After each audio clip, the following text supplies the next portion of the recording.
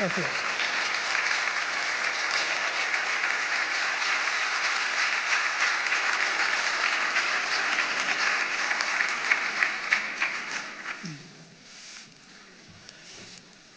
Bueno, buenas tardes a todos.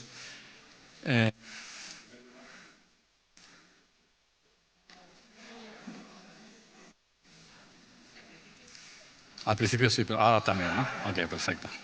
Bueno, en primer lugar, por supuestísimo, pedirles a todos disculpas por este retraso imperdonable, pero bueno, hay temas de organización y de gestión que son absolutamente mandatorios y no podíamos hacer otra cosa que apuntarles. Por lo tanto, mis disculpas.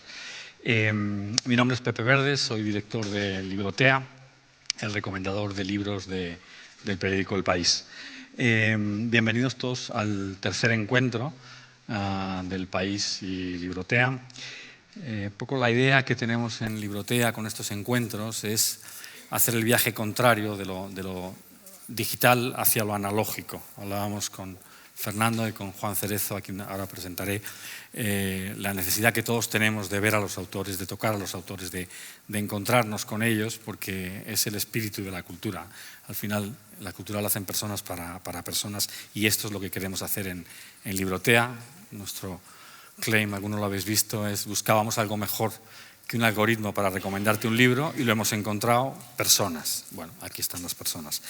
Quería agradecer, en segundo lugar, muy especialmente a Luis González, al director de la Fundación Germán Sánchez Ruy Pérez, y a Isabel Grande, a la gestora de Casa del Lector, por estos encuentros y por permitirnos venir a su casa cada mes a hacer estos encuentros, a los cuales ya también les invito a ustedes que vuelvan a asistir.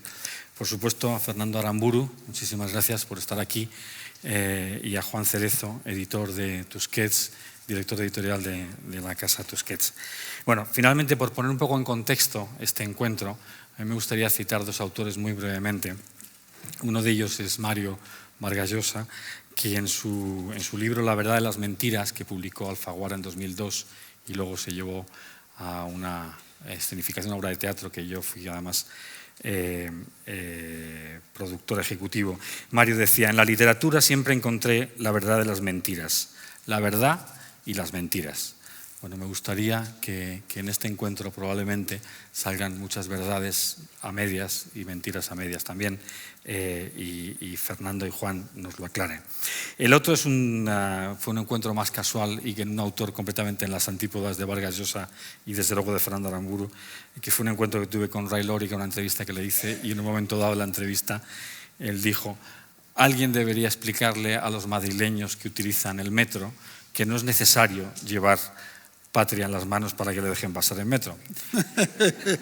Me pareció muy, muy simpático, y me pareció que esa frase de Ray Lóriga coloca este encuentro justamente donde quería, ¿no? Por un lado es la popularidad del bestseller, ¿no?, que se ha convertido Patria, y eso a todos nos congratula, y por otro lado esta historia popular y cotidiana es la historia popular y cotidiana que justamente Fernando Aramburu cuenta en su libro, ¿no? Las historias populares y cotidianas que ojalá no vuelvan a repetirse nunca más en nuestro país. Y ya sin más les dejo con ambos, con editor y autor, que debatirán, hablarán, charlarán sobre el libro y sobre la literatura de Fernando en general, y durante media hora, 3/4 más o menos, y luego, por supuesto, haremos una ronda de preguntas para quien quiera preguntar. Reitero mis disculpas de verdad por haberles hecho esperar, y espero que en los próximos encuentros de Librotea y El País tenerles aquí tan abundantemente. Muchas gracias.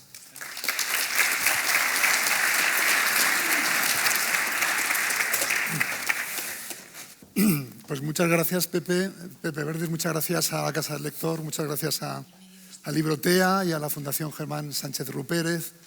Pues la verdad es que es una alegría estar aquí, lo digo sinceramente, porque bueno, culmina de alguna manera una trayectoria que para mí, que soy editor de este monstruo literario que tenemos aquí, pues es una gran satisfacción. Y además es también un acto que, bueno, en vista del auditorio y de todos ustedes, pues me complace muchísimo que cerremos todo el ciclo de promoción de la novela, casi a punto de cumplir el segundo año, y después de un fin de semana maravilloso que hemos tenido aquí en la Feria del Libro de Madrid, en el Retiro, que yo para mí ha sido casi apoteósico porque me he quedado en esa función que tenemos los editores, ¿no? De quedarnos siempre un poco detrás del autor y escuchar los comentarios de tantos lectores que han pasado por ahí. Y claro, la verdad es que si me notan un poco, bueno, yo no soy especialmente delgado, pero si me notan más gordo y más ancho y más inflado, perdónenme porque vengo de esa Feria del Libro donde he oído cosas maravillosas sobre sus libros y sobre este autor. Así que este acto también tiene valor para mí porque es la clausura de toda una promoción y tiene algo también de cerrar con un broche magnífico con todos ustedes, con sus lectores, pues un periodo que propio Fernando nos viene avisando y nos ha comprometido a afirmar que acaba aquí, que a partir de mañana él ya se vuelve a su casa y quiere encerrarse a escribir. Así que creo que es una magnífica manera de terminar este ciclo. Bueno, cuando me lo propuso Pepe Verdes mantener la conversación, pensé que, bueno, podíamos contar cosas de Fernando que a lo mejor, bueno, pues no se insisten tanto en algunas entrevistas publicadas, ¿no? Y valorar pues la infancia, el origen, la trayectoria de un escritor como él, que explica muchas cosas de por qué estamos aquí todos celebrando o queriendo saber cosas sobre su última novela, sobre Patria. Y también algunos secretos de ese taller, de esa cocina en la que elaboró una obra, bueno, que como editor tengo que decirles que también es una obra que a mí me conmovió y que considero una obra muy importante en la historia de este país. Así que voy a empezar como si fuera una película, con una escena que has contado, has reelaborado y has dicho alguna vez, me parece muy significativa, con un soberano tortazo de un fraile a un joven en su escuela. ¿Qué nos puedes decir de ese momento que fue también fundacional? Buenas tardes. Lo primero que puedo decir es que me dolió bastante. Pero pasado el tiempo, y aunque pedagógicamente yo jamás podría justificar una bofetada, estoy agradecido, puesto que yo era un niño muy revoltoso, muy inquieto, y vamos a decir que esta bofetada, que no fue la única que recibí, por cierto, pues me puso un poco en la senda, por así decirlo, ¿no? Y eran los tiempos finales de los 60, franquismo, en los cuales se decía que la letra con sangre entra, en fin. Dicho esto, la bofetada la recuerdo porque tiene que ver con el primer libro que yo leí en mi vida, en el colegio, a la fuerza, una manera de motivar, como otras. No particularmente adecuada para tomar amor por la literatura. Y la cuestión es que había que leer El Lazarillo de Tormes. En la edición de Austral, que además tiene un prólogo de Gregorio Marañón, en el cual pone a Lazarillo a parir, porque da una imagen negativa de España. Esto lo supe después porque el prólogo no lo leí. De hecho, tampoco leí el libro. Y la tarea consistía en, vamos a decir, hoy que es lunes, pues en leer El Lazarillo de hoy al próximo lunes y someterse entonces a un examen que consistía en resumir el contenido del libro para que el profesor, que era un fraile agustino, ensotanado y con una cicatriz en la palma de la mano, comprobase que los alumnos habían leído el libro. Estoy hablando de 1969, 70, tendría 10, 11 añitos. Leí la primera página. No entendí nada. Ni en mi casa ni en mi barrio se empleaban expresiones como vuesa merced, etc. Leí la última página, pensando que si sabía cómo terminaba la historia, el resto ya me lo compondría yo de alguna manera durante el examen. Y por supuesto pregunté a otros que eran más empollones que yo y que sí habían leído el libro. Total, que el día del examen hice lo que pude, como siempre que hago algo, Y recuerdo que llegué a escribir que el Lazarillo lo había escrito anónimo, que me sonaba muy parecido a Antonio. Y un día después había que ir a la mesa del profesor con su cicatriz en la palma de la mano a recoger el examen con la nota, y por causa de mi apellido era de los primeros que tenía que ir a la mesa. Pero delante de mí había uno que se llamaba Abad. Abad era un poco el pionero. Según lo que le pasase a Abad, sabíamos los demás lo que nos esperaba. Total, que Abad, por lo visto, sí leyó el Lazarillo y no me sirvió de referencia. Así que me tocó a mí ir el segundo, y cuando el fraile me tendió mi examen y yo alargué la mano, con la otra me dio esta bofetada que no he olvidado y que está relacionada pues con mi ingreso en la literatura. Esto no quiere decir que yo escriba porque siga asustado por aquella bofetada. Años después tuve la fortuna de tener como profesor de literatura un señor que hacía los libros apetecibles. Y este fue el que me metió el gusanillo de leer y también el de escribir. Y además es el señor que me enseñó a poner las tildes con 14 o 15 años. Y le estoy inmensamente agradecido. Incluso le estoy más agradecido que al de la bofetada de unos años antes. Tú has dicho que en ese barrio no se hablaba con el lenguaje de ese clásico del siglo XVI. ¿Cómo era el Fernando niño? ¿En qué familia vivía? Quiero simplemente... ¿Qué recuerdos envía tu infancia, agradables o no tan agradables? No, en general son recuerdos agradables. Mi infancia transcurrió en los años 60.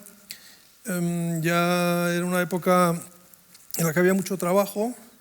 Trabajaba mi padre trabajaba hasta 12 horas diarias. Y vivíamos y nos alimentábamos, nos vestíamos de su esfuerzo, ¿no? Mi infancia transcurrió en la calle. Yo iba a casa a cenar, a dormir y a comer. Recuerdo a las madres que se asomaban a las ventanas y cada una gritaba el nombre de su hijo. Y la mía tenía la manía de llamarme Fernandito, que era una cosa que me humillaba horrendamente. Pero en fin, los otros eran también Albertito y demás, o sea, tampoco era... Y vivíamos en la última casa de la ciudad de San Sebastián, que daba ya al campo. Había un caserío, además, un caserío auténtico. ¿Al lado? Sí. Y a veces mi madre y yo nos asomábamos, veíamos al casero cortar la hierba, pegar palazos al burro. Y mi madre dudaba de si el casero era más burro que el burro. Y teníamos un contacto directo con ese mundo rural. Esto creo que también me ha marcado. Hablábamos un castellano... Sí. Muy contaminado de vasquismos. Incluso cuando yo empecé a escribir no me daba cuenta de que los usaba. Utilizamos un leísmo muy crudo. Le conocí, que yo en un momento determinado decidí suprimir incluso de mi habla. En fin, de todos estos fallos lingüísticos, algunos gramaticales también que aprovecho para caracterizar a mis personajes vascos para que suenen auténticos. Pues fui consciente cuando en el año 79 fui a terminar Filología Hispánica a Zaragoza y los compañeros me corregían. Y yo ya había publicado ya poemas y demás.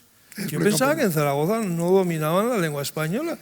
No entendían todo. Me vino muy bien saber esto, ser consciente de que, a pesar de mi vocación sólida, yo no dominaba el instrumento lingüístico. Y esto se une al hecho de que pocos años después me instalé en Alemania, claro, donde no se habla, como todo el mundo sabe, mi lengua materna. Entonces me quedé solo hablando conmigo mismo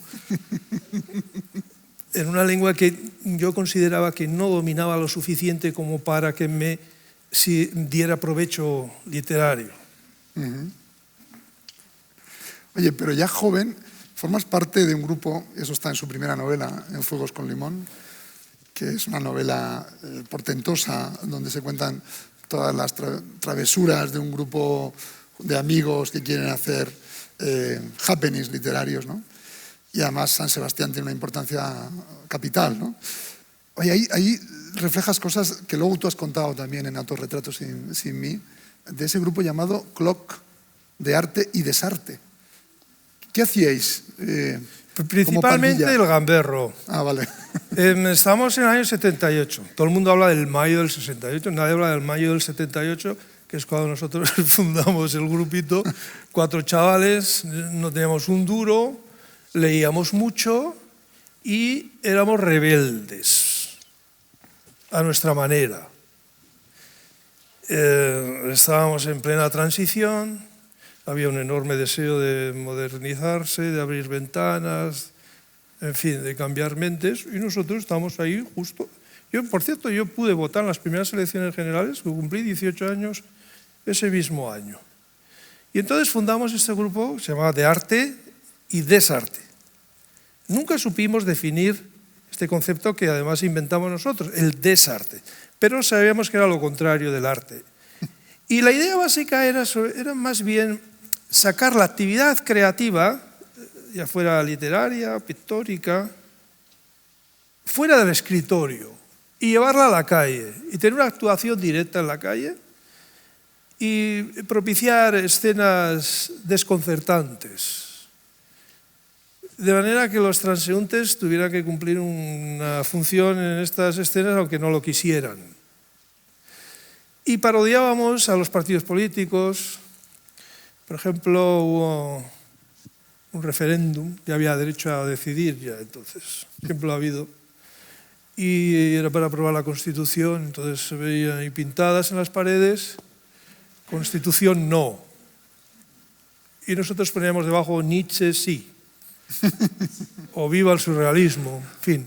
Ya boicoteábamos un poco los tópicos, la vida general de la calle, etcétera, ¿no?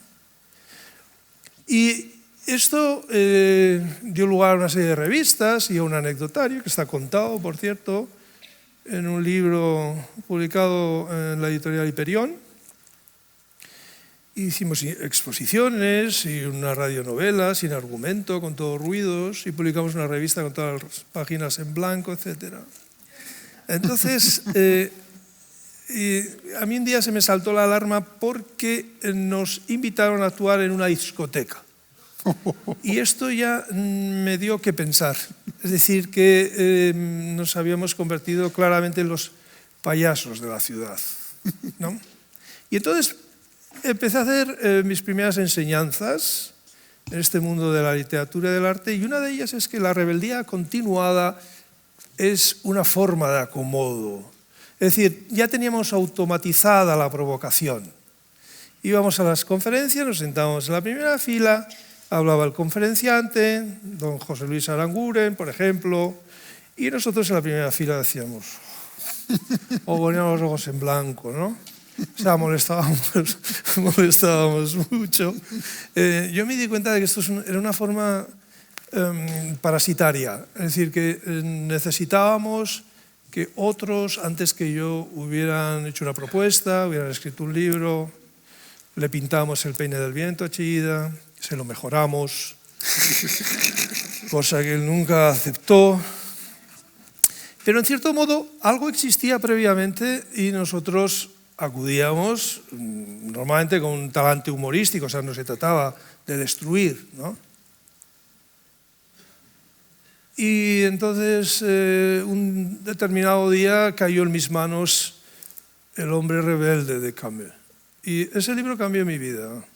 ¿Ah, sí? Sí, a menudo me preguntan ¿qué libros lo han influido a usted? Y entonces uno dice El Quijote y, en fin, libros a los que uno le gustaría, pues no sé, que fuera la base del aprendizaje. Pero yo soy consciente de que después de leer El hombre rebelde de Camus, cambié radicalmente mi manera no solo de entender las cosas, los fenómenos, sino también de relacionarme con los demás. Yo creo que soy incomprensible sin ese libro. Y ese libro este libro, claro, cayó en mis manos en medio de toda aquella actividad descacharrante, bromista, provocadora. Y ya en el prólogo dice Camus que el hombre rebelde es el que dice no. Nosotros ya habíamos llegado hasta ahí. Sí. Decíamos que no todo el tiempo, sobre todo no a lo que decían los demás. Pero Camus sigue y dice, el hombre rebelde es el que dice no, pero en el mismo movimiento dice un sí. Y esa es una clave que es moral, que a mí me cambió. Es decir, que uno puede criticar, puede, no sé, practicar el feísmo, puede romper lo que quiera, pero al final tiene que dejar algo constructivo, algo positivo para los demás. Al final tiene que haber un sí. Yo estoy ante una situación, la que sea, política o de cualquier otro tipo, no me gusta, la critico, pero al final, en el hueco que deja mi crítica, yo tengo que poner un elemento positivo. Y esto me sirve también en mi vida privada. También cuando estoy en el plano privado. Esta norma ética es para mí fundamental. Y después ya de leer ese libro, el grupo Clock para mí ya perdió su sentido. Oye, Fernando, ¿y fue entonces cuando también vistes cosas raras a tu alrededor? Algunas cosas que no te gustaban. No, a mi alrededor había mucha violencia, estoy hablando de los 78, 79, 80. Años duros. Que son los llamados años de plomo, pero de muy plomo. Entonces, yo estoy habituado a ver en mi ciudad, que es por cierto la ciudad en la que más víctimas mortales de ETA ha habido, casi 100. Pues estoy acostumbrado a ver autobuses que ardían. He visto a compañeros de colegio hacer barricadas y tirar cócteles Molotov. Este asunto, y quien haya leído mi libro se ha dado cuenta, no es para mí un tema, no es un asunto que ha llegado a mí por vía de investigación o porque yo he acudido a las hemerotecas, sino que es una vivencia personal. Yo también, como adolescente, tuve que definirme con respecto a este fenómeno del terrorismo y responder a una pregunta que todos los jóvenes de mi ciudad y de mi tierra, de mi rincón natal, lo quisieran o no, se tenían que formular. ¿Contribuyo también a esta violencia o me opongo a ella o me callo? Todos nosotros hemos estado constantemente interpelados, puesto que la presencia de la violencia era continua, era diaria. Claro, a los periódicos llegaba lo más espectacular, pero lo que es la vivencia cotidiana de una sociedad fracturada, esto uno ya lo percibía ya en el colegio. Te has contado a veces que hubo algo con un consulado que te dio un poco la pista de algo, ¿no? No, entonces lo que ocurre también es que cuando un hecho, aunque sea sangriento, se repite continuamente, uno desarrolla automáticamente como mecanismos de autoprotección, ¿no? Pues uno se calla, no va por la calle donde están los manifestantes.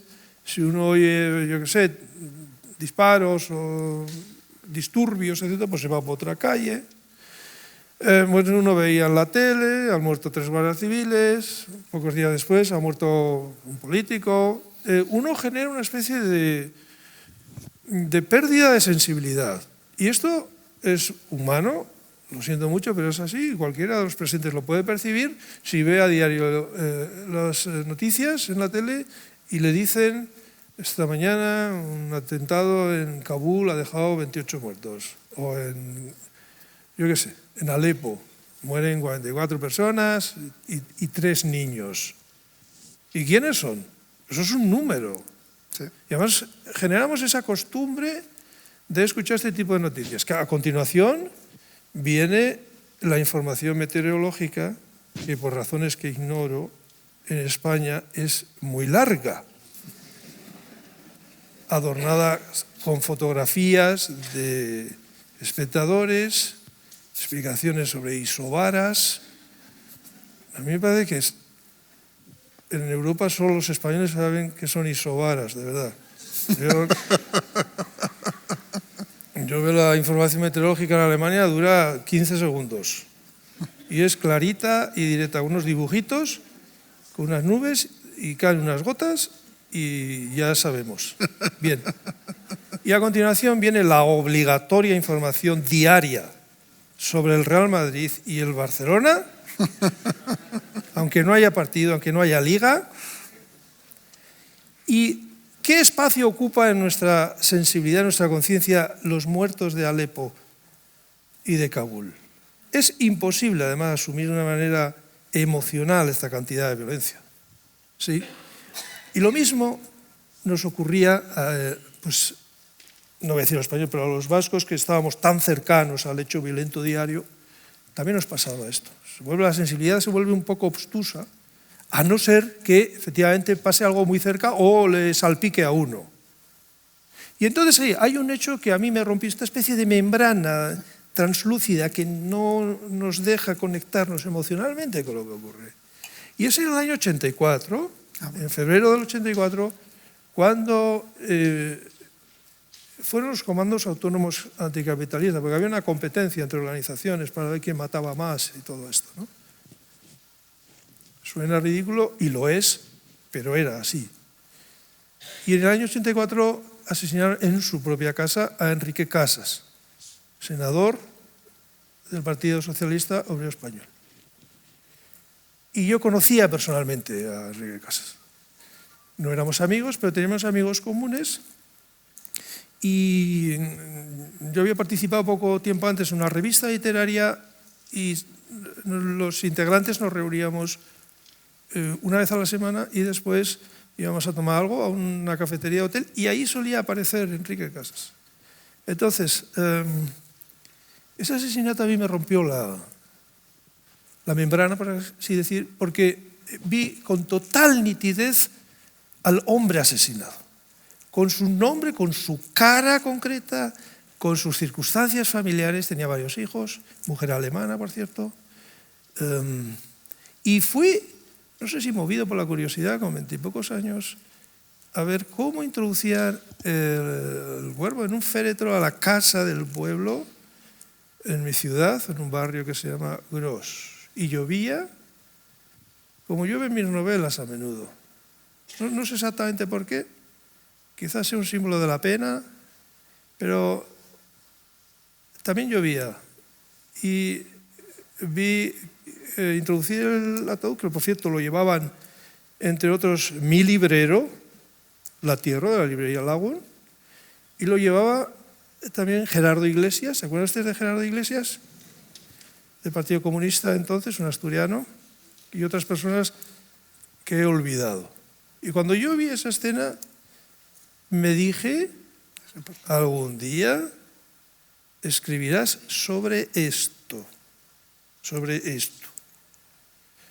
Yo no me consideraba literariamente maduro y humanamente tampoco. Y además no tenía ni idea de cómo transmitir literariamente el dolor, una tragedia de esas dimensiones. Podría haberlo intentado, de hecho ya lo intenté, no mucho después, pero lo que salía no tenía densidad literaria, era directamente malo. Necesitabas quizás cierta distancia, ¿no? Lo digo por el viaje a Alemania, es decir, cuando tú ya vas a Alemania, que luego también nos contarás por qué acabas en Alemania, yo creo que las cosas las ves con la distancia suficiente para poder encontrar el tono, que era lo más difícil, ¿no? Sí, pero al principio me obsesioné pensando en que mi lengua materna, que es la que estoy usando ahora, en Alemania, por usarla poco, se me oxidaría. No que se me fuera a olvidar. Pero yo temía pues, volver a España y utilizar un registro lingüístico trasnochado, una especie de ladino, una especie de español de abuelete, a pesar de la edad, ¿no? Y entonces, con el tiempo me di cuenta de que esto era una bobada, pero me vino muy bien. Me vino muy bien porque me encendió una alarma lingüística, de forma que cada vez que yo venía a España tenía en el bolsillo de mi chaqueta un cuaderno y un bolígrafo y compulsivamente anotaba nuevas expresiones, isobaras, otras palabras que tampoco eran tantas con el tiempo. Sí, pero luego empecé a ver que esto tenía ventajas. La primera era de tipo lingüístico.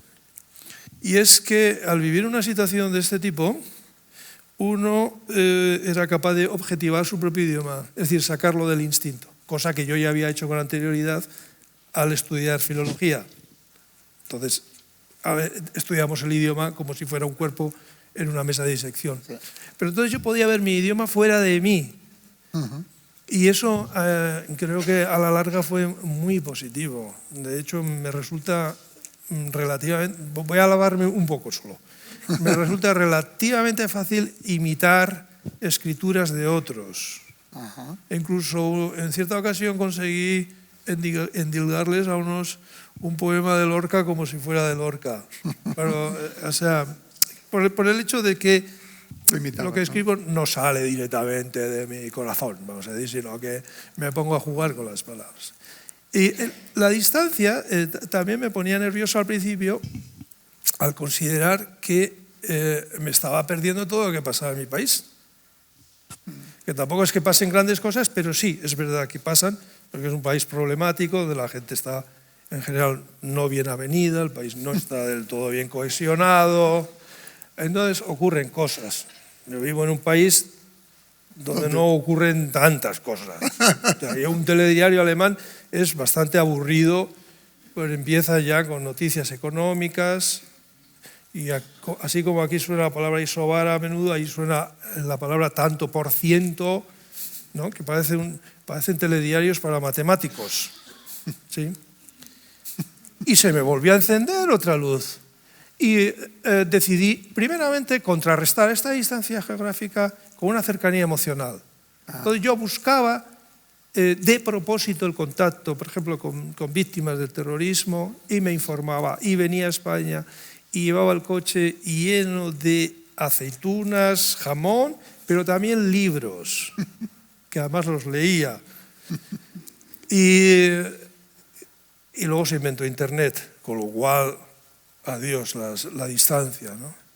Y entonces con el tiempo creo que esta distancia me ha dado sosiego, pues yo también me irrito, me enfado por algo que ocurre, pero como estoy a 1.700 kilómetros no puedo actuar rápidamente, entonces, lo quiera o no, tengo tiempo para repensar o para tener una opinión más matizada y a veces uno cambia de opinión.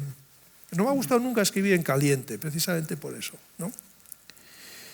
Y al final tengo la sensación como de que he tenido la posición del jugador de ajedrez, que ve de lejos el tablero, ¿no? Y capta el sentido general de la partida. Y además es muy interesante también leer la prensa de mi país de residencia sobre asuntos políticos, económicos, culturales de España. Normalmente una crítica desprejuiciada. Claro. Es muy interesante porque uno asume otra perspectiva distinta, ¿no? Y esta posición del jugador de ajedrez yo creo que ha sido muy provechosa para mí. Naturalmente, el alfil o la torre ven con más detalle pues, las piezas que tienen al lado. Pero es posible que no tengan esta visión general de la partida. Sí, tú cuando hablas de tus entrevistas con las víctimas de ETA, la verdad es que has contado a veces que te sorprendía el tono. Ellos mismos te dieron alguna clave, ¿no? Vivencial, ¿no? De cómo ellas se enfrentaban, o ellos se enfrentaban a este suceso traumático, ¿no? Y creo que encontraste un abanico, ¿no? De reacciones y de gente y de actitud, ¿no? ¿Puedes contar algo de eso? Porque creo que también está en la base... Mi primer impulso siempre ha sido la pena que me da esta gente. Efectivamente. La compasión en el sentido auténtico de la palabra, es decir, de sentir la pena del otro o el dolor del otro un poco para aliviárselo. Es uno de los grandes motores de mi literatura. Yo podía haber vivido tranquilamente en Alemania y haber escrito sobre osos polares y sobaras y lo que fuera sin comprometerme y punto. Pero no podía, porque me sentía interpelado directamente con cada asesinato. Y ya conté antes que desde el año 84 he tenido una idea muy concreta de lo que es asesinar a alguien y del dolor que causa incurable a sus hijos, a su familia, etc. Siempre me he preguntado esto, ¿no? ¿Qué pasa con esta gente al día siguiente y 2 días después? ¿Y cómo crecen esos niños? Todo este tipo de preguntas para mí han sido muy punzantes siempre. Y cuando me he acercado a las víctimas, pues a veces les he trasladado preguntas de este tipo, ¿no? Una vez que se establecía cierta confianza. Y me sorprendía su buen humor. Una vez asistí a una cena con personas de Covite, después de haber participado en un acto al que me invitaron. Y bueno, era una mesa redonda, una cena normal y corriente. Y bueno, pues ahí estaba la hija de un asesinado, la hermana de un asesinado. Aquí había un señor al que le habían puesto una bomba en el coche, simplemente porque era cocinero en un cuartel de la policía, con eso ya bastaba. No lo mataron, pero el hombre tenía las piernas mal. Y yo estaba francamente con el pecho encogido, yo no sabía qué decir, temeroso de que cualquier palabra sonase frívola, poco sensible. Coño, si no paraban de reírse. Pero también me fijé en que el hecho trágico, el asesinato del pariente, servía como referencia temporal. ¿No? Te decían, pues cuando mataron a mi padre, o 2 años antes de que matara a mi padre, ese punto era como la línea temporal que le servía para marcar todo esto. Y francamente no los entendí, aunque me gustó que fueran así. Fue años después cuando entendí este comportamiento, y fue en la ciudad alemana de Colonia. Allá fui a participar en un bolo sobre literatura y éramos varios, unos cuantos, un grupito. Y predominaban los argentinos. Antes de verlos ya sabía que eran argentinos. Los argentinos son como imanes que se atraen entre ellos, se separan y forman un grupito aparte. Y en el grupo de argentinos había una chica, y durante estos ratos de convivencia y de tomar una cerveza y demás, me llamó la atención porque era muy bromista y se reía mucho y ponía como mucho empeño en hacer reír a los demás, con lo cual ya me cayó bien desde el principio. A mí me gusta reír, no sé si a ustedes también. Y gente que irradia alegría me encanta, de verdad. Es como ir a la fuente a beber un trago de vida en este caso. Y nada, pues me tocó intervenir, solté mi rollo, y luego intervinieron otros, y finalmente intervino ella. Y entonces, bueno, unos asistíamos a las intervenciones de los demás. Y entonces supe que esta chica argentina era hija de un matrimonio asesinado en un automóvil durante la dictadura militar, y ella iba en el automóvil y tenía como 7, 8 meses, se llamaba Ángela Urondo. Y la adoptaron unas personas, la adoptó una familia, y nunca le dijeron que no era hija de los padres adoptivos. Pero al cumplir 18 años se enteró, y ahora no recuerdo cómo, pero se enteró de la historia e investigó. De hecho, en un proceso judicial logró recuperar el apellido paterno y materno. Y entonces yo le pregunté, levanté la mano una vez que terminó su intervención, había contado esta historia a ella en una especie de novela gráfica. Le dije que, bueno, habiendo tenido un pasado tan terrible, ¿cómo era posible que se riera tanto y fuera tan propensa a las bromas y a los chascarrillos? Chascarrillos no dije, yo creo que un argentino no conoce esa palabra. Pero bien, algo parecido dije.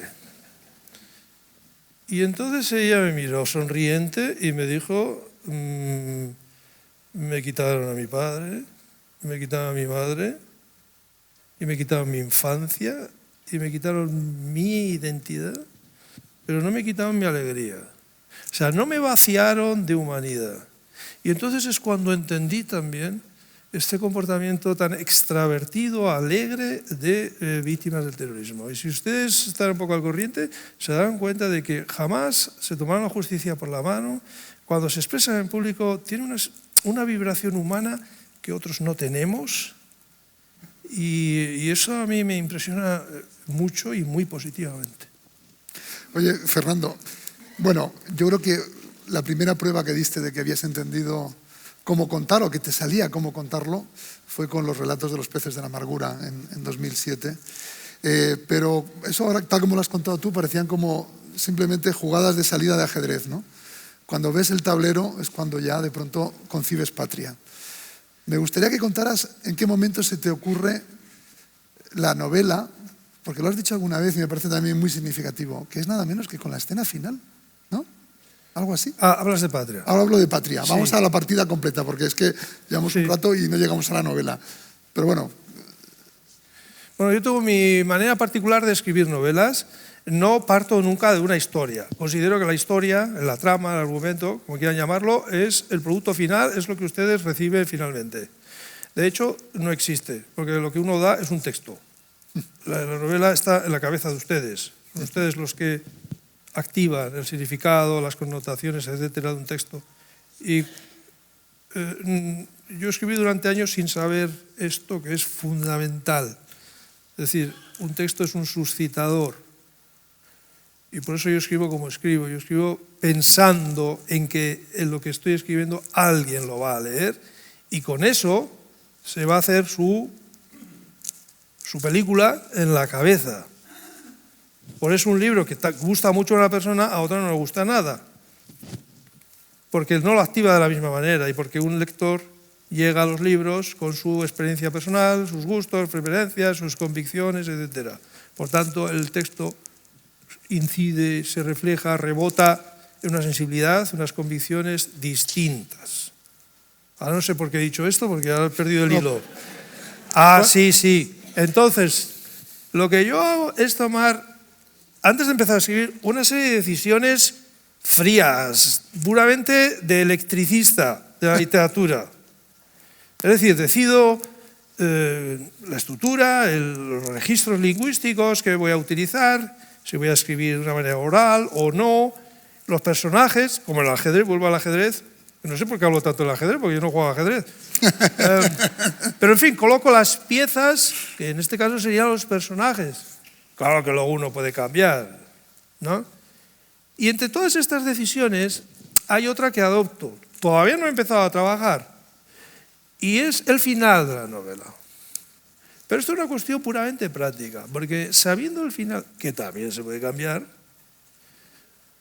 no es descartable que a uno se le ocurra uno mejor. Uno sabe en todo momento hacia dónde se dirige y sobre todo en qué momento de la historia se encuentra, ¿no? Es escribir con una determinada orientación hacia un horizonte concreto a mí me ayuda mucho. Y en el caso de Patria, lo primero que se me ocurrió fue la escena final.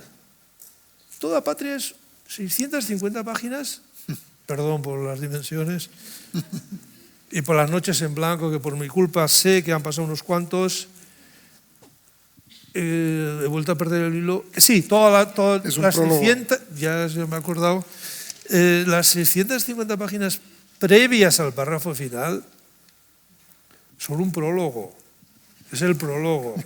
Porque claro, un párrafo me parecía muy poco para una novela. Entonces dije, bueno, voy a poner unos antecedentes. Y se me fue la mano. ¿Sí? Hay quien cuestiona ese final, pero ese no es mi problema, porque yo quería ese final. Y si ustedes van a un restaurante italiano, pues no es raro que les ofrezcan pasta. Y yo ofrezco ese final. Oye, pero aunque lo estás contando, como si fuera una operación, ¿no? Y es verdad que tú trabajas de manera muy ordenada.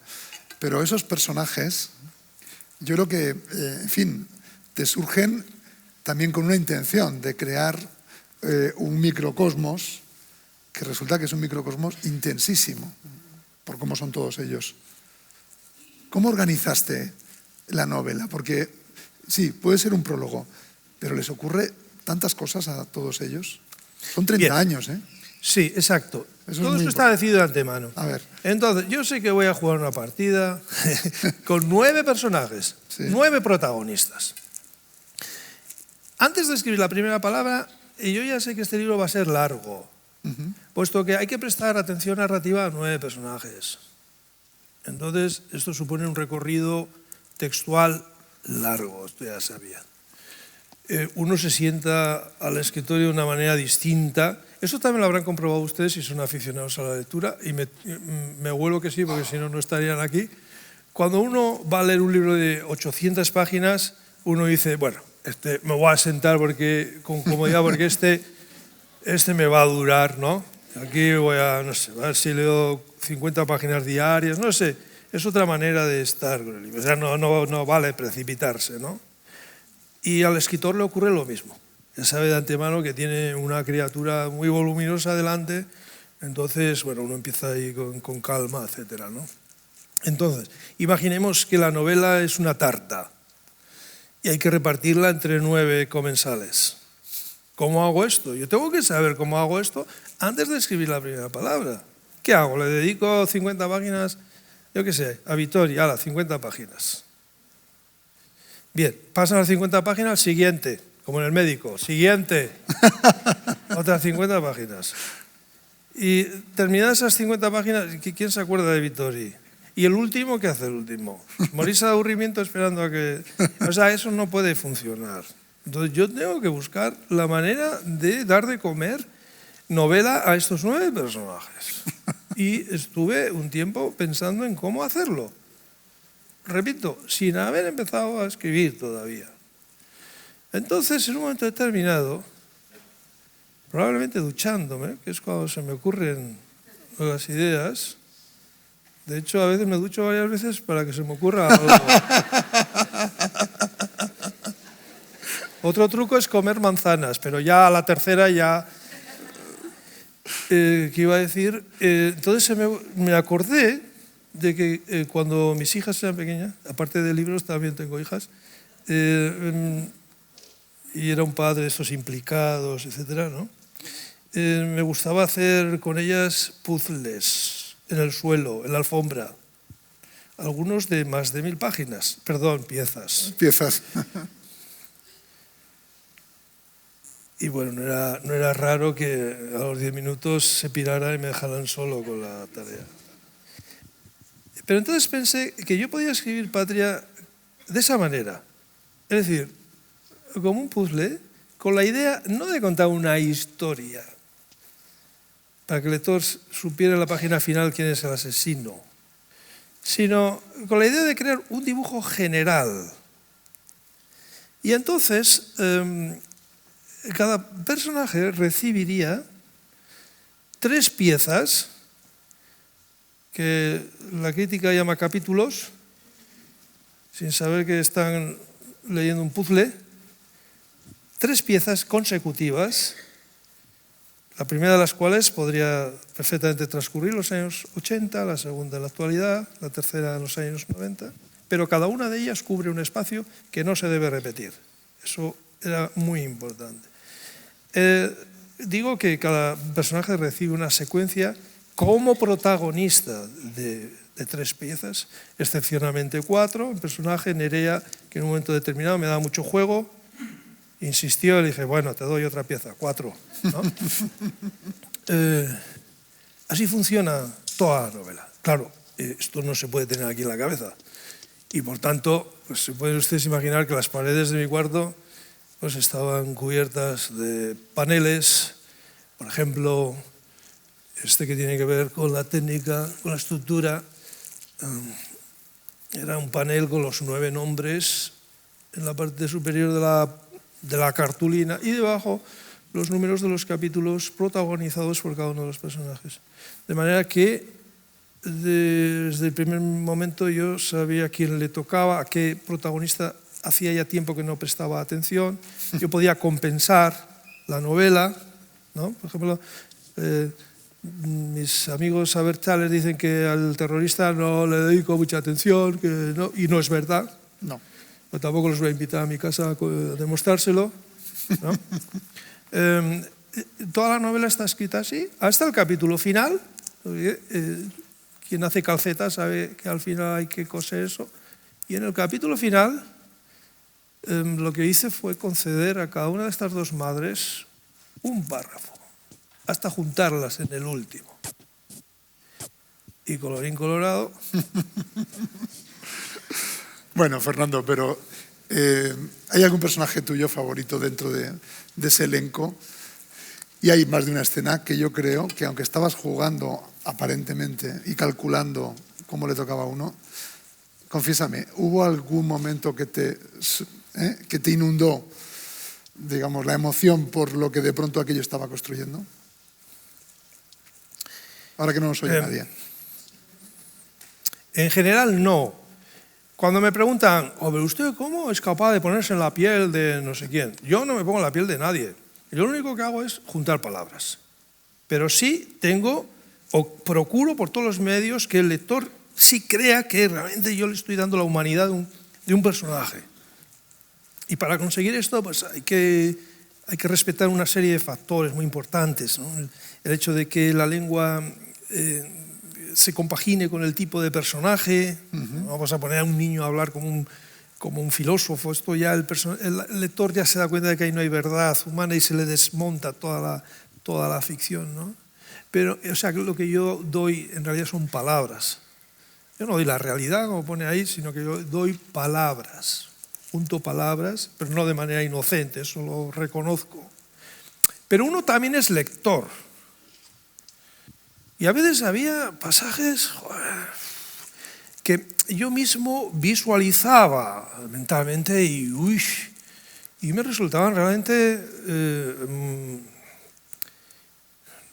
impresionantes, porque además los vinculaba, como yo sé que les ha pasado a muchos lectores de mi novela, los vinculaba con aspectos de la realidad, con hechos que sí han sucedido realmente, incluso a personas conocidas o a familiares, etc., ¿no? Estos días en que he estado firmando libros, pues vienen lectores que aprovechan para hablar un poco conmigo y me cuentan pues lo que han sentido, y puede ser que un personaje pues les haya impresionado mucho porque sufrió una enfermedad, por ejemplo, porque es todo terrorismo, que también sufrió pues, un pariente. Entonces, claro, el lector está succionado, si la novela funciona como verdad humana, el lector es succionado, es interpelado continuamente.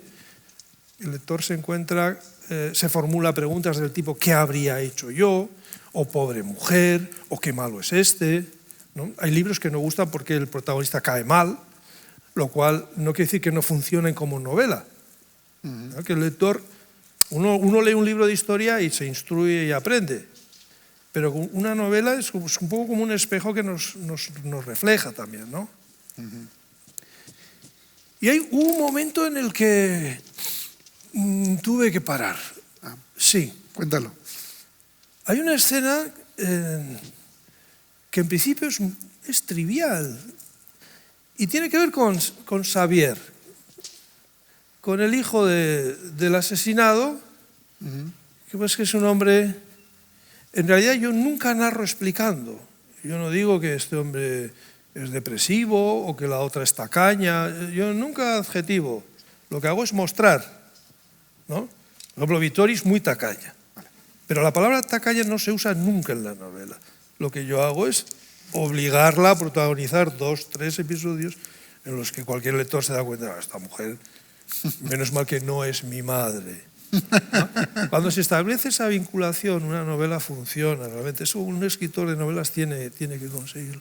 Y este Xavier, después de una reunión con su hermana, se compra un cartucho de castañas asadas en mi ciudad, en un sitio donde en otoño pasado yo también las compré, y se sienta ahí en un banco público de la Plaza de Guipúzcoa, en el centro de San Sebastián, y come una de esas castañas y le gusta tanto que tira todas las demás.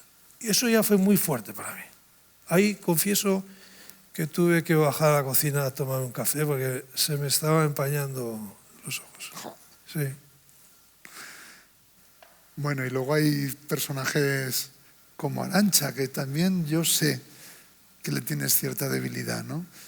Por su origen incluso, ¿no? Arantxa era... Ahora ya lo puedo decir porque ya los personajes no están aquí, no van a tener envidia ni celos. Era mi personaje favorito en un doble sentido. Primero, humanamente.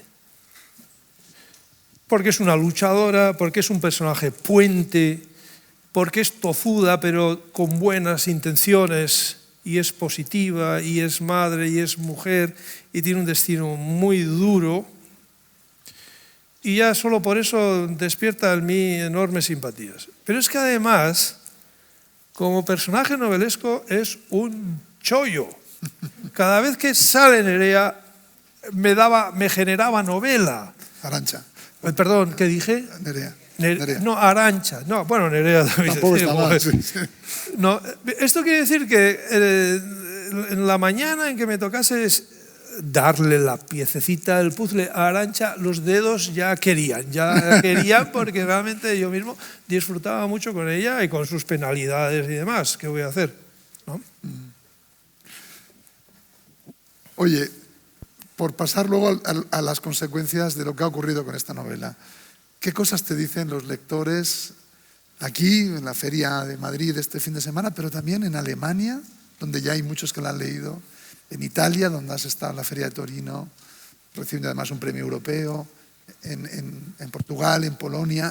Te has encontrado ya con lectores que de pronto, creo yo, que desmienten algo que algunos pensaban, que es una historia local. No, sí, al principio yo creí en Argentina, por ejemplo. Yo creí al principio que quizá algunos lectores de países, no sé, de Alemania, de Italia, necesitarían una introducción histórica, etcétera. Esto era una tontería, no necesitan nada. De hecho, estuve en Argentina ante numeroso público también, y ellos tenían en una mano mi novela y la otra tienen su propia historia, ¿no? Iban cotejándome a ver cómo viven estos, qué hacen, si realmente cultivan la memoria, si creen que hay que perdonar, si es mejor olvidar, ¿no? Estamos ante una novela, es decir, es una representación de la realidad de la vida humana, una representación, no un calco directo, ¿no? Y hoy día, pues, por medio de las redes sociales y de las sesiones de firmas, uno tiene ocasión de estar en contacto con lectores, aunque sean contactos esporádicos. Y yo he percibido mucho agradecimiento, mucho agradecimiento. No es raro que venga una persona y me dé las gracias. Y por el tono de voz, ya intuyo que ha tenido una historia personal, que mi libro quizá roza de alguna manera. Cuando fue el sábado, un señor... aquí en Madrid vino a que yo le firmara un ejemplar y se emocionó. Y yo intuyo que era o había sido policía destinado en el País Vasco. Es que no necesito que me lo cuente, porque ya me doy cuenta, ¿no? He escuchado de todo. No ha sido raro que en alguna ciudad, en Valencia, en Valladolid, viniera alguien y me dijera: soy la hija de, y a continuación el nombre de la persona asesinada, soy la madre de, y luego me daban las gracias, y esto era muy emocionante, muy emocionante. Uno de mis grandes temores o pudores al escribir este libro, o Los peces de la amargura, era doble. Por un lado, no sé, incurrir en algún tipo de afirmación frívola que causase daño a las víctimas del terrorismo. Y luego hay un pudor que finalmente superé, pero que me estuvo incordiando durante mucho tiempo, y es la idea de que el dolor de otros, el dolor real, auténtico de otros, me sirviera a mí para hacer mi librito, ¿no? Y tener mi éxito. Esto ha sido un problema para mí que he superado precisamente por el abrazo que me han dado muchas víctimas del terrorismo. De hecho, cada vez que me invitan a un congreso, y si puedo voy, si me piden un prólogo, también lo hago, ¿no? Pues muchas gracias. Vamos a dar el turno de preguntas ahora. ¿Me das el vino? Gracias.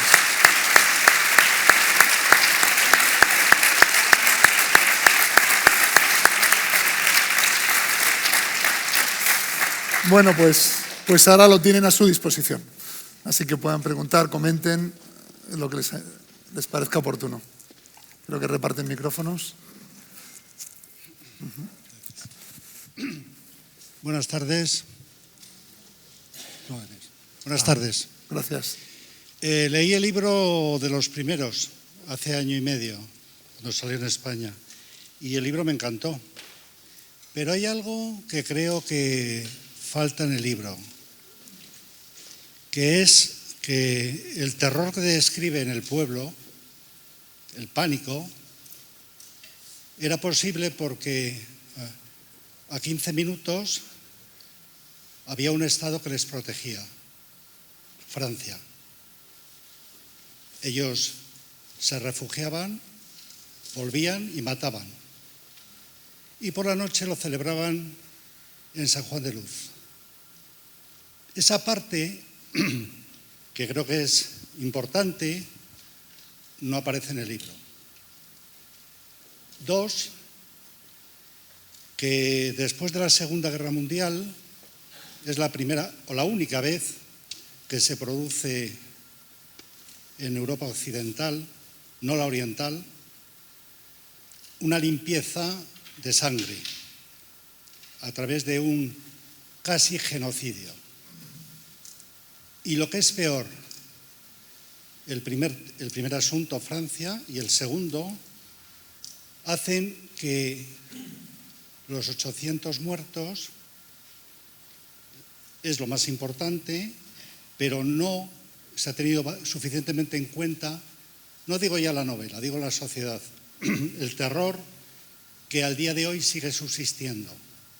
No de la medida o en la medida en que entonces, hasta hace 5 años, había, pero sí, digamos, sigue subsistiendo. Por lo tanto, resumiendo y diciendo que el libro me ha encantado, falta Francia como cómplice del terror, de las muertes, de la ruina económica, de 40.000 millones gastados en el tema por parte del Estado. Falta la limpieza, verdaderamente la limpieza de sangre que se hizo a través del terror. Bueno, quería subrayarlo y darle la enhorabuena, claro. Sí, muchas gracias. En realidad no falta nada. Para mí sería una crítica más severa que algo sobrase, porque sería superfluo. Faltaría si realmente yo hubiese escrito una historia, un libro de historia, y por tanto hubiese operado con datos. Entonces se me podría haber dicho, oiga, usted está dando una visión parcial de la realidad. Claro, usted parte de un conocimiento, entonces lo que busca es una confirmación de su conocimiento que no le da mi novela. De hecho, el nacionalismo me reprocha también que no hay esto, que no hay otro, que sale poco el PNV, que no hay... Pero es que no estaban las piezas del puzzle, ¿de acuerdo? Una novela es en realidad un texto en el que intervienen personajes, personas, no datos, no documentos. Es imposible además que un libro abarque toda la realidad, además de varias décadas. Eso no es posible. Lo que está son las vivencias de una serie de personajes que además, como ustedes han podido comprobar, son seres normales y corrientes, son vecinos como los que puede haber en cualquier lugar, ¿no? Pero, cuidado, yo no tengo ningún problema en asimilar todo tipo de críticas, ¿no? Sobre todo si son positivas. Hola, buenas tardes. Yo también quería hacer una reflexión. La primera es, si usted desde Alemania o desde su ciudad, Sebastián, le resultaba difícil convivir, pues imagínese usted aquí, cuando salías de trabajar y llegabas 3 horas más tarde a casa porque había habido un atentado en Atocha, en el Puente Vallecas, en Guzmán el Bueno, sin que tuviera mucho que ver contigo, porque unos señores decidían poner unas bombas. Eso por un lado. Y por otro, quería felicitarle porque creo que todos los personajes, esos 9 personajes, tienen un trasfondo increíblemente apasionado, con mucha pasión dentro de ellos, y sin embargo usted guarda unas distancias y los presenta como muy asépticos, todos a lo mejor sin que uno destaque excesivamente por encima del otro. Y aquí pues me acuerdo de Josiane, que a lo mejor es el más primigenio, pero probablemente sea uno de los que más sufre porque es el que menos argumentos tiene para entender lo que está pasando. Muchas gracias. Pero, ¿queda en el comentario? ¿O pues lo de la pasión y la lejanía que usted guarda con esos personajes. Sí. Cuidado con la lejanía, que es un poco engañosa. Tengo teléfono y viajo bastante.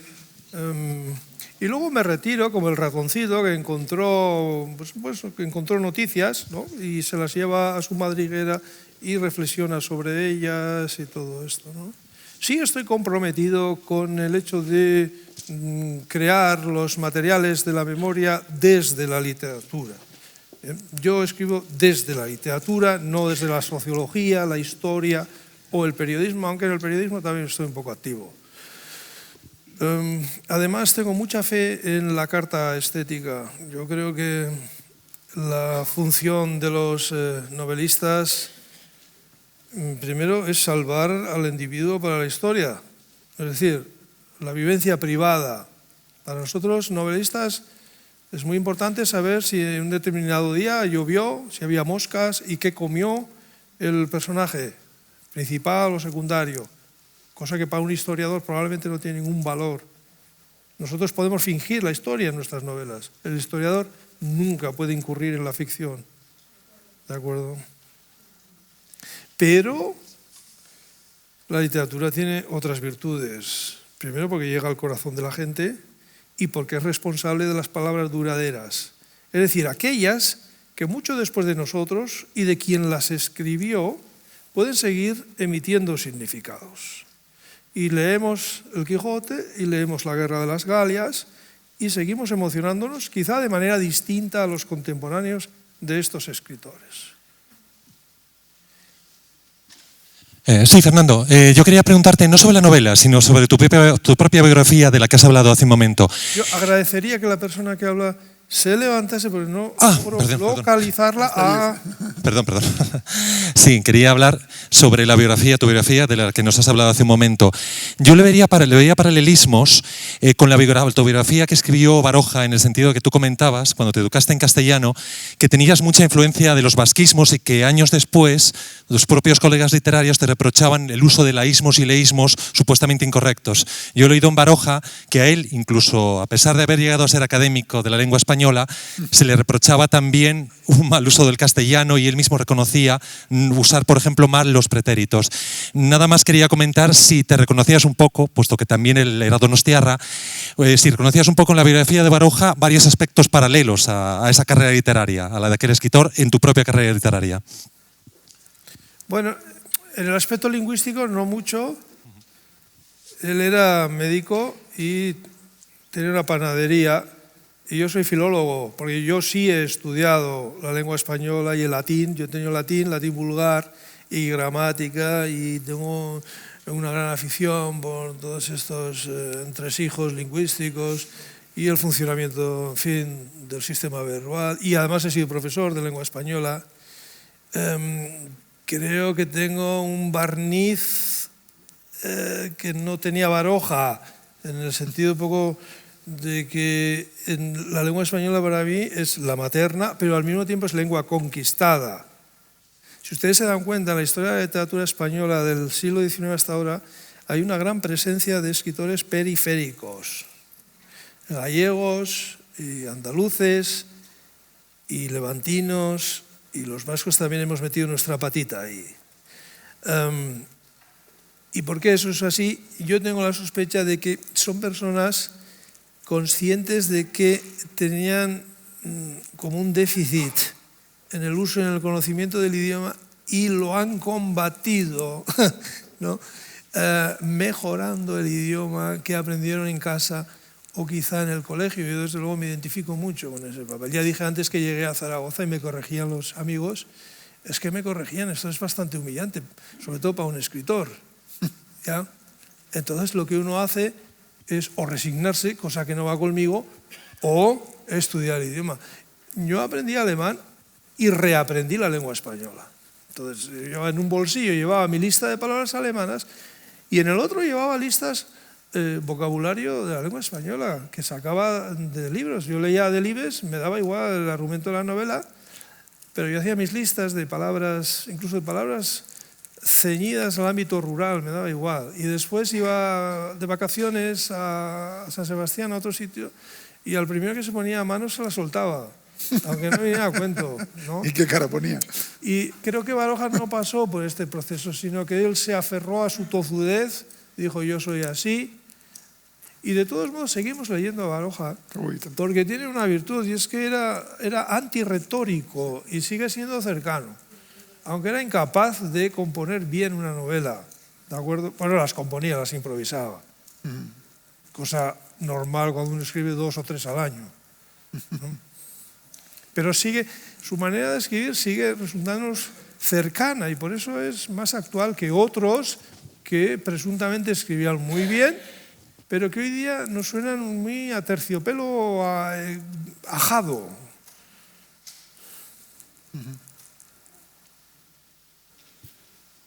Siguiente. Hola. Sí. Bueno, no sé si... ¿Se oye? Sí. Si el comentario que voy a hacer te va a gustar o no. No es una crítica. Déjeme tomar un vaso de Venga. vino que me temo lo peor. Sí. No, vamos, creo que también he sido un poco precoz en leer la novela porque nada más salir la compramos como casi todo el mundo que iba en el metro con la novela, ¿no? Según la fuimos leyendo, grupos de amigos, la gente, quizá alguna andaluza, madrileña, emocionados, y yo tenía la sensación de que ya era algo como previsible. Leí la novela hasta el final y ¿qué te ha pasado? Pues hombre, no me ha emocionado porque es algo previsible. He necesitado un año para ver que, claro, esa previsibilidad es que yo también viví entre el 78 y el 80 en Ordicia. Me había pasado todo eso. Entonces yo lo leía y decía, ¿cómo se sorprenden? He necesitado un año y pico para darme cuenta de que en aquella época tenía 23, 24 años y también lo viví con esa naturalidad que se vive cuando tienes 20 años, ¿no?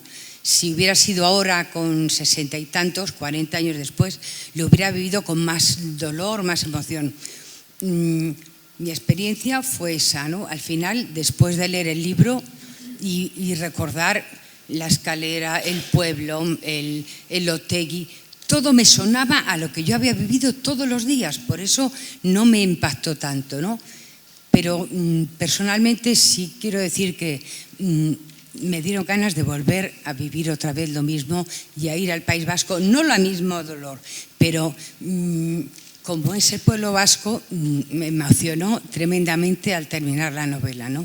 Quise ver el Chindoki, ver las plazas que yo había vivido, ¿no? Que quizá por los años no lo sentí con tanto dolor como puedo sentirlo ahora, ¿no? Pues mire, yo con todos mis respetos considero su opinión elogiosa. Y es por lo siguiente. Ya me he enfrentado a este tipo de reproches procedentes de personas de mi tierra natal, que consideran que lo que yo he escrito ahí es tan evidente que no parece arte, no es literatura. Pero yo lo considero un elogio porque estas personas olvidan que tenían en las manos un texto. Y ese texto ha sido capaz de suscitar en su mente una idea muy cercana a lo que ellos han vivido. Es decir, que durante el proceso de la lectura olvidaron que tenían un artefacto de papel con signos, que solemos llamar palabras, y han entrado directamente en la representación de la realidad. Y esa realidad resultaba tan cercana que piensan, esto no tiene mérito, ¿no? Que sea previsible, yo ahí eso lo pongo en duda. Yo pongo en duda que un lector que empieza a leer mi novela sepa que 400 páginas después alguien, no sé, va a sufrir un ictus en Palma de Mallorca, o que haya una pareja que realmente suscita un vaticinio muy negativo por el hecho de tratar de alcanzar con una piedra la otra orilla del río Tíber. Porque pero yo le digo que como escritor yo tengo que aceptar todo tipo de críticas, ¿no? Pero si no se contextualizan, si no se citan 2, 3 ejemplos, entonces son como piedras a la luna, ¿no? Y nada, pues no pasa nada. No sé, quizá no me has entendido bien. Yo me refiero que era tan vivo, tan metido en mi piel y en mi sangre, que era algo que yo había vivido siempre y sabía, menos lo de Palma, etcétera, etcétera, o a lo mejor un depresivo más, pero que era algo que casi con las mismas letras y las mismas frases lo viví en aquellos años. Exactamente igual. Exactamente igual. Hola, yo le quiero felicitar por el libro, realmente disfruté muchísimo leyéndolo y lo que más me llamó la atención, es cómo retrata usted a los etarras.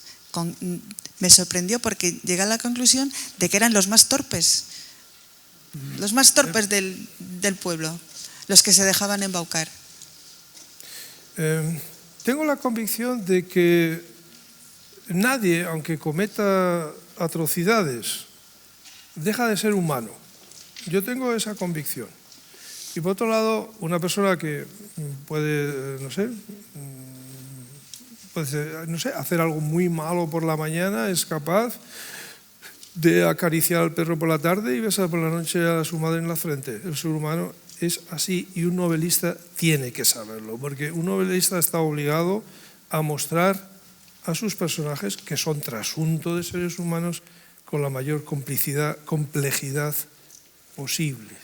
¿De acuerdo? Y un etarra,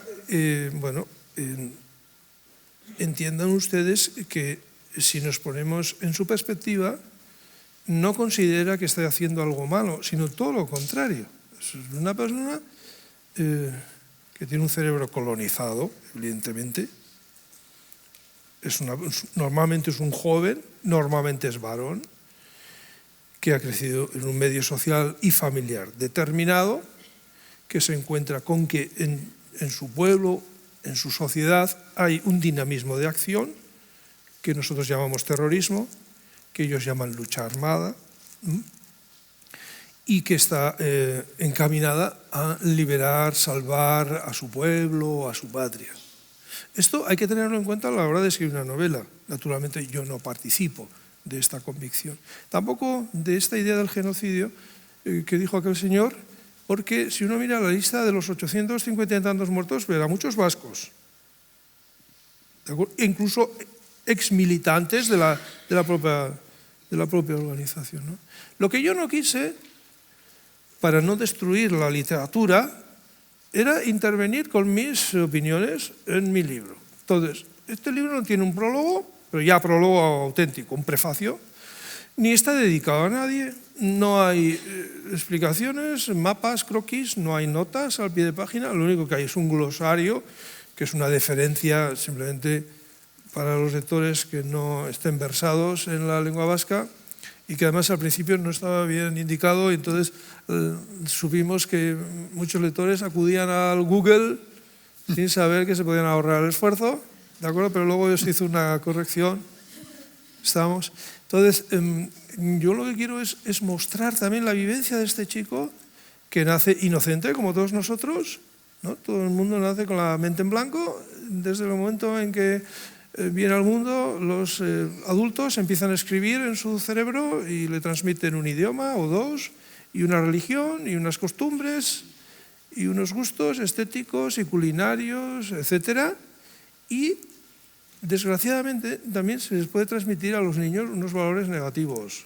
Entendido por negativos, pues, racistas, discriminadores, etc., ¿no? A mí me da mucha pena. Yo que he sido profesor de colegio de niños y adolescentes durante 24 años, pues enterarme de que hay colegios donde se fabrican nacionalistas, etcétera, etcétera, ¿no? Esto a mí me parece un crimen pedagógico, porque para empezar la educación ya no cumple su objetivo, que es el de crear seres independientes, es decir, aquellos que son capaces de crear sus propios criterios y de interpretar la realidad a partir de unos conocimientos, etcétera, ¿no? Lo que yo hago en mi novela es simplemente mostrar. Y para mí el etarra no es un etarra, es antes que nada un personaje de novela. Y yo tengo que hacer lo posible para que él contribuya a que mi novela sea lo mejor posible. Buenas noches. De hecho, y termino, algunas personas de la izquierda Abertzale no me reprochan exactamente lo que le pasa, les molesta mucho que no sea más inteligente. Eso no me lo perdonan. Entonces, la lectura, que es una lectura, en realidad es una lectura muy simple, es extrapolar siempre, es decir, es agarrar un personaje, extrapolarlo, darle una significación que en principio no está en la novela y echársela al autor para anularlo como posible contribuidor a la memoria colectiva. Pero tampoco pasa nada. Hola, buenas noches. Siguiendo con el tema que estaban hablando ahora, usted ha dicho que ha hablado con víctimas del terrorismo y con familiares. Yo quería preguntar si también ha hablado con etarras y con familiares de etarras. Que yo fuera consciente, no. Es muy difícil acercarse a ese mundo. Desconfían y, por otro lado, bueno, pues ya se sabe que yo soy una persona que más o menos mentalmente va en la dirección contraria de aquellos que pretenden crear una comunidad ideal con unos ciudadanos que deben obedecer a unos criterios, es decir, un Estado, un país de genuinos, de puros, ¿no? Por cierto, tengo 8 o 16 apellidos vascos, por tanto no tengo que demostrar nada a nadie. Vean ustedes la lista de etarras y se darán cuenta de que abundan los Martínez, González, tal, lo mismo que en Cataluña, naturalmente, porque una manera de integrarse en una comunidad, cuando uno no responde vamos a decir, al criterio racial o lingüístico, es por vía del fanatismo político, ¿no? Entonces tenemos nuestros rufianes, etcétera, etcétera, ¿no? Que es el famoso salvoconducto. Se coloca el salvoconducto y es aceptado como puro, como genuino. En el nazismo era igual. Los grandes nazis eran personas que no respondían al criterio básico. Hitler no era alemán hasta el año 33, en que lo hicieron alemán con un truco burocrático, a 30 kilómetros de mi ciudad de residencia. Goebbels no era rubio, era un enano, tenía un pie deforme, y otros también venían de los bordes, etcétera, etcétera. Y esto es así. ¿Y no se han dirigido a usted nadie? Ni siquiera no, pero arrepentidos. hay mucha documentación y yo no he estado solo en la tarea. Antes de enviar mi novela al editor, la sometí al visto bueno, de 2 confidentes literarios y también de 2 expertos, un historiador y un periodista, que es la máxima autoridad en entresijos de ETA. Y ellos leyeron el texto, me hicieron algunas sugerencias que por supuesto acepté. Entonces cuando yo mandé mi novela a la editorial yo estaba tranquilo, sabiendo que las afirmaciones que incluía la novela no eran históricamente discutibles. Fernando, leíste testimonios de etarras, leíste mucho. Sí, pero no hablé directamente. No hablaste con ellos, pero sí que te documentaste en cómo son y qué vida habían llevado, ¿no? Es eso. ¿Más preguntas? ¿O más comentarios? Un momento. Disculpe que falta un micrófono. Aquí, quizás estaba usted antes, ¿no? ¿Le importa si habla primero él? Disculpe. Vaya primera, creo, ¿no? Sí, hable usted primero, ¿no le importa? Sí. Buenas, Fernando. Y yo la leí también de las primeras. ¿Tiene que acercar el micrófono? Sí. No, que yo leí la novela de los primeros, que cuando la sacaste la compré. ¿Pero ustedes cómo saben que fueron los primeros?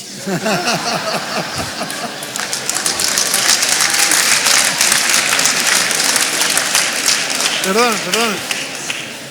Broma. Es que me pica la curiosidad. Sí. Estaba como esperando algo yo. Yo estaba como esperando algo de eso. Y me alegro muchísimo, te felicito, pero me alegro muchísimo por todo lo que ha venido aconteciendo en todas estas 5 décadas, ¿no? Y estaba esperando eso porque, digo, además es vasco. Que lo diga él, digo, tiene mucha importancia por todo ese mundo, ¿no? Que hasta ahora mismo incluso parece que tu novela ha hecho mover piezas, en el sentido del clero, ha pedido algo, diciendo, me arrepiento de cosas, porque yo sé muchas cosas también de esas. Yo subí 3 años a trabajar allí. Bueno, en fin, no quiero seguir explicando más tema. Y también el mundo que mueve todo eso, que bueno, tú lo sabes mejor, no solo los etarras, sino todo el mundo, la amalgama de todas estas personas y entramados, que son muchos, la violencia ha terminado, pero no ha terminado. No ha terminado, el asesinato ha terminado, pero no ha terminado la violencia. Y ellos se refugian ahí porque en los pequeños pueblos, en los medianos y pequeños pueblos, las personas que viven en estos pueblos no tienen otra solución que someterse un poquito a esto, porque viven un poco de eso, igual, de una forma, con los concejales, con los parlamentarios, por el trabajo, la economía, el marcaje, todo eso. Y yo, perdona, no quiero seguir porque si no... Sí, ¿me podría hacer la pregunta? Porque... No, que me ha alegrado mucho porque que además es que como eres vasco, pues oye, yo esperaba eso, ¿no? Y me alegré muchísimo y te felicito. Muchas gracias. Muchas gracias. Ahora tenemos otra intervención aquí, ¿no? Sí, bueno, yo quisiera preguntar una cosa puntual, porque desconozco mucho el tema, la relación entre la Iglesia y el papel de la Iglesia precisamente en apuntalar ese sentimiento vasco y ese sentimiento que santifica de alguna forma el pueblo elegido, ¿no? Un pueblo elegido y que de alguna forma lo justifica la Iglesia, y en parte parece en la novela, o me ha dado la sensación. Yo no hablo desde lo literario, sino desde la emoción que me ha suscitado el libro, sino el papel de la Iglesia, cómo cobija ese nacionalismo y alienta a los personajes para seguir, digamos, en esa lucha por una superioridad moral. Muchas gracias. Sí. Pues verá, yo presenté la novela en Bilbao, en San Sebastián, en Vitoria, en Pamplona. Nadie preguntó por el papel de la Iglesia. No hacía falta. Tampoco por ese papel de las mujeres tan fuertes. ¿Por qué? Pues porque es algo que se sabe. Y de hecho, bueno, el otro día los obispos vascos pidieron perdón. Pero cuidado con generalizar y cuidado con hablar de la Iglesia en su conjunto, porque cometeríamos una gran injusticia con aquellos sacerdotes que fueron amenazados, que tenían que andar con escoltas. Es decir, no todos estaban en el mismo saco, por así decir. Y luego, sí, bueno, la Iglesia vasca es nacionalista, lo ha sido siempre. Hay un reportaje de Antena 3 del año 2012 que se puede encontrar fácilmente en internet. Pongan ustedes curas vascos y ETA, lo podrán ver. Es una serie de entrevistas con cámara oculta y se les pondrá los pelos de punta. Ha habido sacerdotes que han cometido asesinatos o que eran los encargados de recoger el dinero de la extorsión. Es decir, que ciertamente cuando presento el libro en otros países sí que me preguntan esto porque no lo conciben. O sea, en Polonia el otro día en todas partes me lo preguntaban porque no podían comprender que unas personas que se supone que difunden la palabra de Jesucristo, que básicamente es la del amor al prójimo, puedan realmente pensar y actuar de esta manera, ¿no? Por cierto, cada vez que yo tenía en mente un episodio para narrarlo, lo que hacía era preguntarme si esto en la realidad habría sido posible, porque yo me he inventado mi novela en gran parte. Entonces, si la respuesta era sí, yo introducía el episodio. Eso sí. Por eso dije antes, espero que con amable cinismo, que cuando alguien me dice, no, es que esto lo he vivido yo, no me ha dado usted nada nuevo, yo lo tomo como un elogio, porque realmente me parece que he representado una realidad que además comparto con otros, ¿no? Sí, yo soy de Zaragoza, pero no le voy a corregir. Quería hacer una pregunta, me ha resultado muy interesante que la novela la empieza por el tejado. Primero tiene el final y después la desarrolla. ¿Dudó de ese final en algún momento? Primero, ¿consideró otro final? ¿Y dudó si en la evolución de la novela si el final era el que inicialmente pensaba? En este caso, yo lo considero todo, porque tampoco una novela no se escribe en 3 días, ¿no? Pero no se me ocurrió la posibilidad de un final distinto. Y además, a medida que avanzaba la novela, ese final se iba afianzando, puesto que iba hacia él, ¿no? Es decir, estas dos madres, tal como yo concebí la novela, eran los pilares de la novela. Si se dan ustedes cuenta, es en ellas donde realmente se refleja, en cierto modo, el mundo masculino. Son ellos los que causan los problemas o los que no son capaces de resolverlos. Y ellas son el sostén de la familia y son, en cierto modo, bastante más complejas psicológicamente que ellos. Y cada una de ellas tiene su rivalidad con la correspondiente hija. Esto lo he vivido yo muy de cerca también. No es algo que yo haya inventado para la novela, ¿no? Y por cierto, Zaragoza también aparece. Zaragoza es muy importante en mi vida, ¿no? Es el lugar donde yo me licencié y donde conocí a la costilla alemana, que por cierto me lo ibas a preguntar y se te ha olvidado. Sí, la costilla. De la costilla. Ya lo voy a contar. Brevemente. Si no se van, porque la mayoría se está marchando. Sí, ese timbre. Era un día soleado de octubre del 82, y yo vivía con 2 compañeros en un piso de alquiler de estudiantes en la calle Canal, ahí arriba al lado de la cárcel de Torrero, ya cerca de la cárcel, ya por si, para ahorrar tiempo. Y entonces éramos 3 y teníamos la sala de estar desocupada y no la usábamos. Y yo les dije, oye, si la habilitamos como dormitorio, en lugar de pagar el alquiler entre 3, pagamos entre 4, joder, hay un dinerillo que queda para actividades recreativas. Estuvieron de acuerdo enseguida. Y yo puse unos carteles en distintas facultades y puse, se busca persona. Detalle que me lo ha recordado alguna vez la persona de la que voy a hablar enseguida. Persona que, por cierto, me parece una solución lingüística preferible a esto de todos y todas, y la genial esta de nosotros y nosotras, ¿no? Bueno. Total, que un día de octubre del 82 sonó el timbre a una hora criminal para estudiantes de aquella época, por lo menos, a las 10 de la mañana.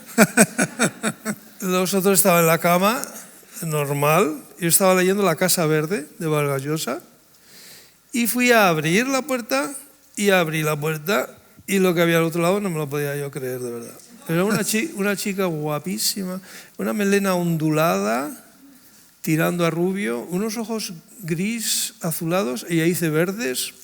Bien, esto es opinable, porque ahora ya no se ve los ojos en el espejo. Y aceptó la sala de estar como habitación y 36 años después seguimos juntos. Y es alemana, y esa es la razón por la que yo...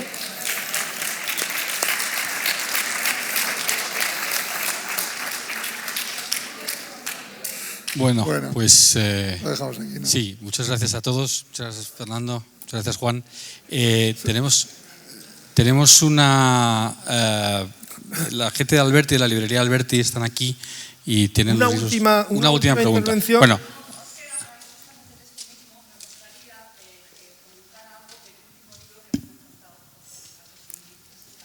Autorretratos sin mí es un libro... Pero le ha gustado, ¿verdad? Bueno, eso Está bien que lo diga. Es un libro maravilloso, muy importante en mi vida, por razones quizás no literarias, pero también es un libro simultáneo de Patria, e incluso un poco anterior y un poco posterior. Y es un libro escrito lejos del escritorio, ¿no? Para escribir un libro así hace falta un horario fijo de oficina, hace falta una constancia, sobre todo porque una novela de estas dimensiones es un desafío para la memoria. Con cada frase que uno escribe añade algo que tiene que tener en cuenta. Entonces, Autorretratos sin mí, que reúne 61 piezas, estas piezas están escritas en aviones, en habitaciones de hotel, en trenes, a menudo provocadas con un vino tinto que me pone en una situación un poco especial, o sea, de achispamiento creativo, o sea, estimulante, juguetón, etc. Y son fruto estas piezas un poco de monólogos trasladados a textos. Son textos muy personales, pero en ningún caso quise yo hablar de mí mismo anecdóticamente, contando dónde nací, cuando estudié, sino enfrentándome en cada una de esas piezas a un asunto del que ningún ser humano, aquí o donde sea, está exento. Ya sea la infancia, el padre, la noche, la relación física, el amor, alguna comida, la cama. En fin, no tengo todo el libro aquí. De manera que es un autorretrato, sí, es un autorretrato mío, que surge de mirar el paisaje interior mío, pero en el que yo creo que se puede reconocer cualquiera, puesto que abordo temas, asuntos que afectan no solo a cualquier ser humano, sino al núcleo de cualquier ser humano, ¿no? ¿Qué nos hace humanos? Esta es una pregunta que yo me hacía cuando escribía este libro. Pues bueno, pues nuestra relación con la soledad, con la risa, con el miedo, con la muerte, el mar tal vez. Me preguntaron en una ocasión si había olvidado algo y pensé un momento y me di cuenta que me había olvidado de la luna. Pero vamos a decir que lo demás yo creo que está. Está todo ahí. Muchísimas gracias.